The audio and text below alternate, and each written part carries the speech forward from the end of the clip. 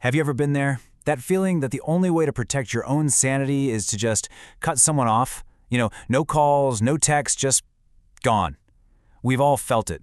But the problem is, it can come at a huge cost, sometimes losing relationships that really do matter. So, what if there's a better way?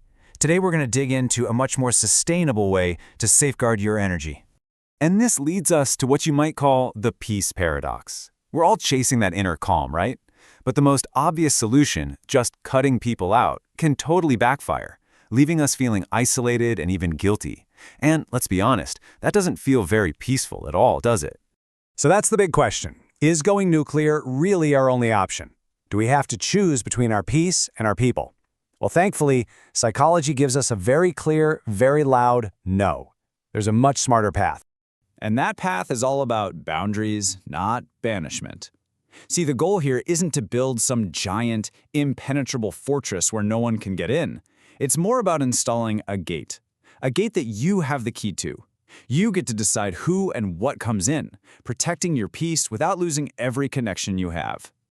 And when you look at the outcomes side by side, wow, the difference is night and day. The all-or-nothing approach, that usually leads to lost relationships, feeling totally isolated, and carrying a lot of guilt. But setting boundaries? That lets you keep the relationships that matter, protect your inner peace, and actually build up your self-respect. It's pretty clear which path is built to last. So let's get specific. What exactly is a boundary? Well, at its core, it's just a limit. It's a line you draw for yourself about what you will and won't accept from someone else. It's not a wall to keep people out. It's more like a rule book for how people can respectfully be in your life. Okay, so now that we know what a boundary is, let's get practical. Let's move from the what to the how.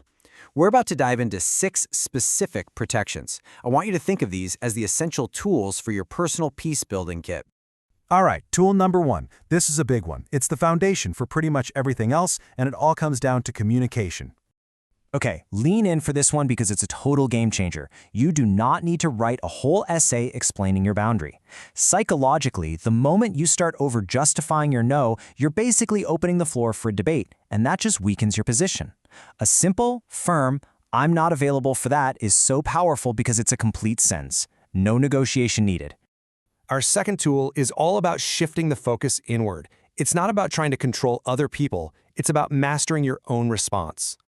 You have to realize this: not every comment, not every action deserves your energy. When you have a knee-jerk reaction to every little thing, you're pretty much handing over the remote control to your own emotions. Choosing not to engage isn't being passive. It's a powerful, deliberate choice to stay in the driver's seat of your own inner state. And now for our third tool. This one is so useful because it's not about removing people from your life, but simply adjusting their access to you. This is the art of dialing things back instead of just hanging up. It might mean you give them a little less of your time. Maybe you share a little less personal information. Or maybe you invest a little less of your emotional energy. You can absolutely still care about someone from a bit of a distance, creating a healthy buffer without blowing up the whole bridge. Our fourth protection isn't about what you do, but about how you think. It's a fundamental shift in your internal mindset. This right here is one of the most freeing ideas you will ever embrace. Someone else's bad behavior is almost always a mirror reflecting their own internal world, their struggles, their insecurities, their baggage. Once you truly get that it's about them and not you, it becomes so much easier to not take things personally. This one thought can eliminate a massive amount of stress from your life. Okay, number 5. Oh man, this one tackles a huge energy drain for so many of us, and that is guilt. Look, if you're a people pleaser who says yes to everything, you are on a one-way trip to Burnout City. Learning to say no is an absolutely vital act of self-care. It's not selfish. It's a powerful statement that your time, your energy, and your well-being are valuable. It is a fundamental form of self-respect.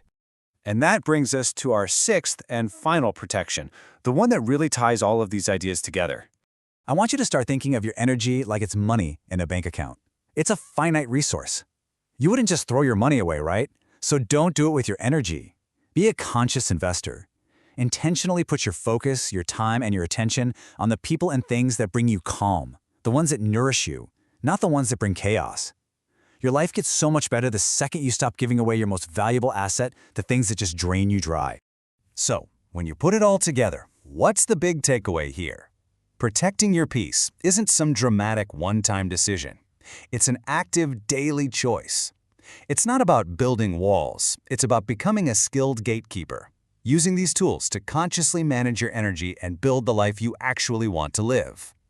So as we wrap this up, I want to leave you with a question to really think about. Looking at this toolkit we just went through, which one jumped out at you? What is the very first boundary, no matter how small it seems, that you can set today to start reclaiming your peace?